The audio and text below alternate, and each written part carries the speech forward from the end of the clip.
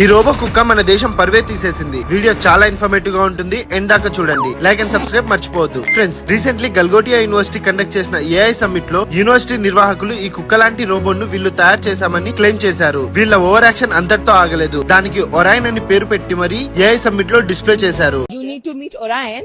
This has been developed by the Center of Excellence at the Galgotias University. తర్వాత China company ఈ robo మాది మేం చేశాము, మేము అమ్మితే వీళ్ళు కొని ఇండియన్ యూనివర్సిటీ తమది అని డప్పా కొడుతుంది అని గట్టిగా రియాక్ట్ అయింది. అంతే, సోషల్ మీడియాలో ఈ యూనివర్సిటీ చేసిన తప్పుకు దేశం పరువే పోయింది. ఈ ఏఐ సమ్మిట్ కి ప్రఖ్యాత ఐటీ కంపెనీ సీఈఓలు జాయిన్ అయ్యారు. అందులో సుందర్ పిచ్చయ్య గారు కూడా ఉన్నారు. ఈవెన్ ఈ ఏఐ సమ్మిట్ లో ఇంకో డ్రోన్ ని కూడా డిస్ప్లే చేశారు. ఇది గల్గోటియా యూనివర్సిటీ ఇన్నోవేషన్ అని చెప్పుకున్నారు. బట్ అది జపాన్ 2015లోనే కనిపెట్టి ఆన్లైన్ మార్కెట్ లో అమ్ముతూ ఉంది. ఇంటర్నేషనల్ మీట్ ఉన్నప్పుడు మనది కాని దాన్ని మనది అని చెప్పడానికి సిగ్గుండాలి. మోర్ ఓవర్, దీని ద్వారా దేశం పైన నమ్మకం, విలువలు, ఇన్నోవేషన్ పైన డౌట్ వచ్చేలా చేశారు కదరా. By the way, me opinion ఏంటో కమెంట్ చేయండి.